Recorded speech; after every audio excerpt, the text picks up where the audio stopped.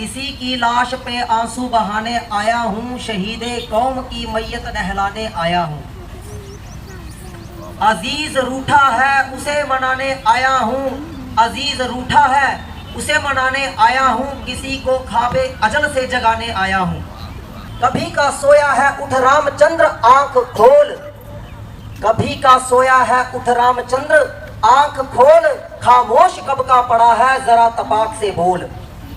सिरहाने सिरहाने कुनबे ने डेरा तेरे लगाए हैं, समाजी भाई तेरे तुझसे मिलने आए हैं। कहा ना मान मगर एक माँ के जाए हैं, कहा ना मान मगर एक माँ के जाए हैं। उठ इनसे पूछ यह क्यों गर्दने झुकाए हैं, उठ इनसे पूछ क्यों गर्दने झुकाए हैं। तू जिद ही कर तेरी जिद भी इनको प्यारी है, तू जिद ही कर तेरी जिद भी इनको प्यारी है। तू मर चला है मेरी कौम की खातिर दवा बन जा, तू मर चला है मेरी कौम की खातिर दवा बन जा। किया है कत्ल तेरा इसका खून बहा बन जा, इसका खून बहा बन जा, इसका खून बहा बन जा। मैं अक्षय और मेरी कौम, मैं अक्षय और मेरी कौम उसी वीर रामचंद्र जी की दवा के कारण आज बड़े बड़े मंचों पर है। इसी कौम ने आज जो भी स्थान हासिल किया है, दलित समाज के लोगों को आज जो भी सम्मान मिल रहा है, मात्र और मात्र वीर रामचंद्र जी के कारण, महर्षि दयानंद जी के कारण। आज हम बड़े बड़े मंचों पर हैं, दलित समाज के लोग, आर्य समाज के कारण, महर्षि दयानंद जी के कारण, ऐसे ऐसे महान क्रांतिकारियों के कारण, दलितोद्धार का कार्य करने वाले इस रक्त साक्षी वीर रामचंद्र जी, इनकी मृत्यु शैया पर बैठ करके उस समय पंडित चमुपति जी ने ये कुछ कविता की पंक्तियां बोली थी। जब वीर रामचंद्र जी उनके ऊपर आत्मघाती हमला किया गया, किनके द्वारा? ओंगी पंथी राजपूतों के द्वारा, जिन्होंने लाठियों से मार मार करके उनको पीट पीट करके रक्त से लहू लुहान कर दिया। उनके साथियों पर भी डंडों से हमले किए गए। भगत राम जी थे उनके साथी, उन पर हमले किए गए। बहुत सारे हमारे आर्य समाजी नेता, आर्य समाजी विद्वानों के तांते लगने लगे। यहाँ पर दूर दूर से लोग यहाँ पर जम्मू में आने लगे। आज दुर्भाग्य की बात यह है, बाहर तो सब लोग जानते हैं इस क्रांतिकारी के बारे में, लेकिन हमारे जम्मू के लोग और खासकर हमारे दलित समाज के लोग इस महान क्रांतिकारी के बारे में बिल्कुल नहीं जानते। देखो दोस्तों, हम सभी जानते हैं कि हम उसी परमपिता परमात्मा की एक औलादे हैं। सबका रक्त लाल है, सबकी दो आंखें हैं, सब समान शारीरिक जो ढांचा है एक समान है, लेकिन तब भी जाकर के हम एक दूसरे से भेदभाव करते हैं, स्पर्शता करते हैं, ऊंच नीच, किसी को बड़ा किसी को नीचा। क्या ईश्वर यदि किसी में भेदभाव नहीं करता, पुरुष और स्त्री में भेदभाव नहीं करता, मनुष्य मनुष्य में भेदभाव नहीं करता, तो हम कौन होते? ईश्वर जो भेदभाव नहीं करता, हम आकर के भेदभाव करना स्टार्ट कर देते हैं। हमारे वैदिक धर्म में जातिवाद का नाम था ही नहीं, कोई जातिवाद हमारे इस भारत देश में नहीं था। हमारे सनातन वैदिक धर्म के ग्रंथों में बिल्कुल भी इसका स्थान नहीं है। जाति किसे कहते हैं? जाति कहते हैं जो बदलने पर भी ना बदली जा सके, वह जाति है। जैसे मनुष्य है, पशु है, पक्षी है, बंदर है, शेर है, ये सब अलग अलग भिन्न भिन्न जातियां हैं। क्या हम मनुष्य क्या बदल करके कुत्ता, बंदर, शेर, भेड़िया बन सकते हैं? पेड़ बन सकते हैं? पेड़ मनुष्य बन सकता है? नहीं बन सकता। जातिवाद, जाति जो बदलने पर ना बदली जा सके वह जाति है। हमारे वैदिक वर्ण व्यवस्था हमारे ग्रंथों में है। हमारे देश में वैदिक वर्ण व्यवस्था थी। ब्राह्मण, क्षत्रिय, वैश्य और शूद्र, ये 4 वर्ण हुआ करते थे हमारे भारत देश में। और ये वर्ण व्यवस्था एक समाज का ढांचा है। वेद में एक मंत्र है, ब्राह्मणस्य मुखमासी बाहुराजन्य कृतः उरु तदस्य यद वैश्यः तद्भ्याम शूद्रो अजायत। ईश्वर ने भी इस पुरुष सूक्त के मंत्र में साफ तौर में इस समाज के ढांचे को प्रस्तुत करते हुए, मनुष्य की शरीर की उपमा देते हुए वेद के मंत्र में साफ तौर पर कहा कि ये जो ऊपरी का भाग है ये ब्राह्मण का है, क्योंकि इसमें ज्ञानेंद्रियां हैं। ये जो भुजाएं हैं ये क्षत्रिय है, ये जो पेट है ये वैश्य है, वैश्य समाज की इससे तुलना की। और ये पद जो है, ये जो पग है, हमारे पैर जो है, ये शूद्र है। दोस्तों, हमारे पैर को यदि कोई कांटा चुभ जाए तो सबसे पहले सिग्नल कहाँ जाता है? सबसे पहले ब्राह्मण को सिग्नल जाता है, और ब्राह्मण आदेश करता है क्षत्रिय को, जाओ जाकर के उस जो जहां पर आक्रमण हो रहा है, जहां पर कष्ट हो रहा है, उस कष्ट का निवारण करो। हमारे हाथ आकर के उस कांटे को निकाल देते हैं। उसके पश्चात हम दवाई लेते हैं। दवाई हमारे पेट में जाती है। जैसे ही पेट में जाती है तो वो जो दवाई है, जहां पर उसका घाव हुआ होता है हमारे पैर पर, उस घाव को ठीक हमारे देश में लागू थी। दोस्तों, कोई भी ब्राह्मण नहीं हो सकता, कोई भी जाति से शूद्र नहीं होता। वर्ण व्यवस्था कर्म आधारित है। जन्मना जायते शूद्रः संस्कारात् द्विज उच्यते। जन्म से सभी के सभी शूद्र होते हैं और अपने कर्मों द्वारा वे ब्राह्मण क्षत्रिय वैश्य बन सकते हैं। हम तो जन्म से ब्राह्मण तभी माने यदि वे बच्चा माँ के गर्भ से ही आते ही वेद उसको कंठस्थ हो, ज्ञानी हो, प्रोफेसर हो। और यदि माँ के पेट से आते ही बच्चा लाठी डंडा बंदूक चलाना स्टार्ट कर दे तो हम माने कि जन्म से ही ईश्वर ने इसको क्षत्रिय ब्राह्मण या सीए का काम करना स्टार्ट कर दे तो हम माने कि ईश्वर ने इसको भेजा ही ब्राह्मण क्षत्रिय वैश्य बना करके है। नहीं दोस्तों, ईश्वर भेजता है बिल्कुल कोरा, बिल्कुल ब्लैंक, बिल्कुल उसे अज्ञानी हो, उसे ज्ञान प्राप्त करने के लिए कहाँ जाना पड़ता है? विद्यालयों में, गुरुकुलों में गुरु उसको सर्टिफिकेट देता है कि भाई तू यदि अच्छा विद्वान है, पढ़ता है, लिखता है, उसकी रुचि अच्छी है पढ़ाई लिखाई में, वे प्रोफेसर वर्ग में जा सकता है। यदि आज हम दूसरे हिसाब से यदि देखें तो आज के समय में हम प्रोफेसर वर्ग को हम ब्राह्मण कह सकते हैं। हमारी सेना में जो लोग कार्य कर रहे हैं उनको हम क्षत्रिय कह सकते हैं, और जो सीए जो व्यापारी वर्ग है उसे हम वैश्य कह सकते हैं, और जो कारखानों में काम करने वाले मजदूर लोग हमारे भाई हैं उनको हम शूद्र कह सकते हैं। शूद्र कोई अपमानजनक शब्द नहीं है दोस्तों, शूद्र कोई अपमानजनक शब्द नहीं है। यदि एक बच्चा स्कूल में पढ़ने वाला, यदि उसको टीचर पढ़ाने पर भी वह व्यक्ति नहीं पढ़ता, वह बच्चा नहीं पढ़ता, तो टीचर उसे किसकी उपमा देता है? हे मूर्ख, हे नालायक। तो अगर हम कहना स्टार्ट कर दे कि टीचर ने तो हमारे ऊपर देखो कितने अपमानजनक शब्द, ये हमें मूर्ख बोला, अज्ञानी बोला, क्योंकि हम उस लेवल के हैं ही नहीं।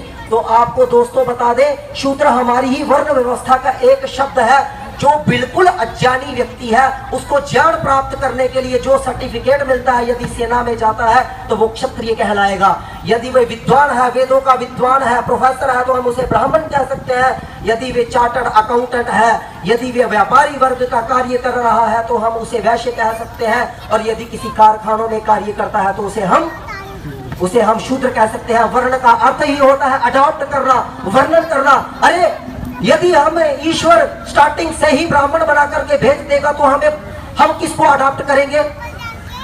हम अडॉप्ट करेंगे, ब्राह्मण बन सकते हैं, वैश्य बन सकते हैं, शूद्र बन सकते हैं, और फिर हम क्षत्रिय बन सकते हैं।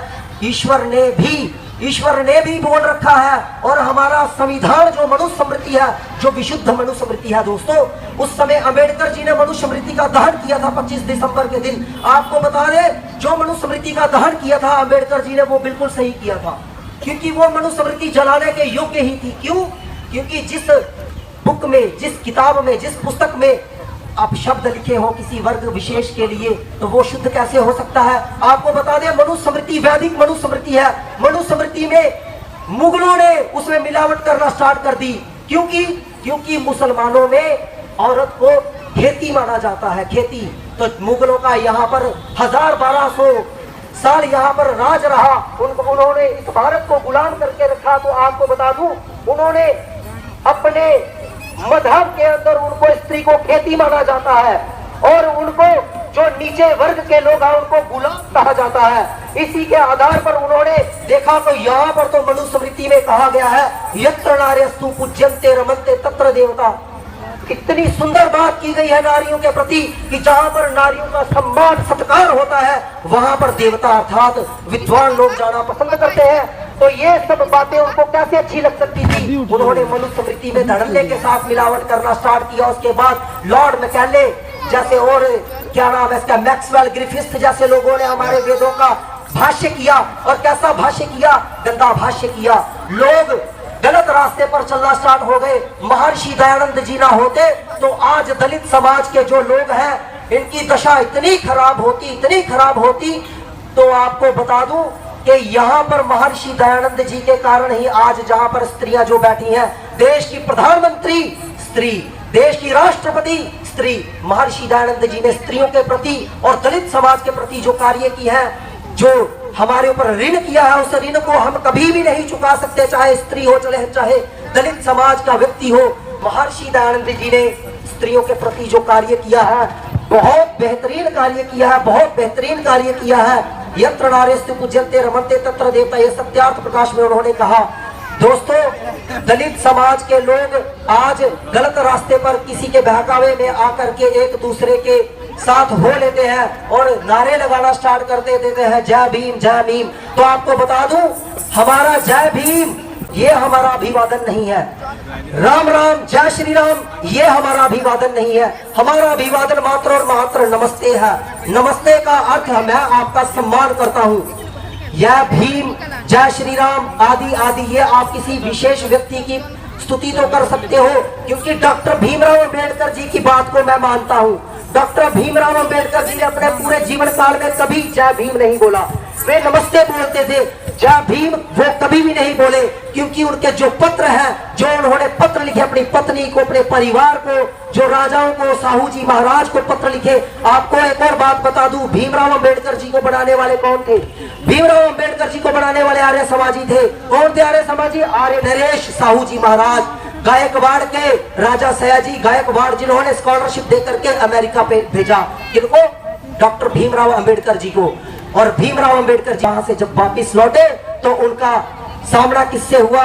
उनका सामना हुआ आत्मानंद अमृतसरी जी से, जो उन दिनों पंजाब में जाति पाति तोड़क आंदोलन चला रहे थे। उस जाति पाति तोड़क आंदोलन से प्रेरणा लेकर के हमारे डॉक्टर भीमराव अंबेडकर जी ने एक संगठन बनाया, जिस संगठन का क्या नाम रखा?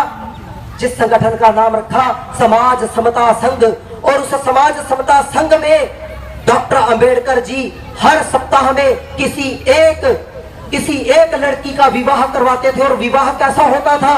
विवाह होता था वैदिक पद्धति से, फेरे होते थे, वैदिक पद्धति से विवाह होता था। लेकिन आज के टाइम में हमारे जो दलित समाज के लोग हैं वो कहते हैं ये सब काम तो कूड़ा करकट है, ये सब तो ब्राह्मणों का करा धरा है। क्यों भाई? ब्राह्मणों का क्यों करा धरा?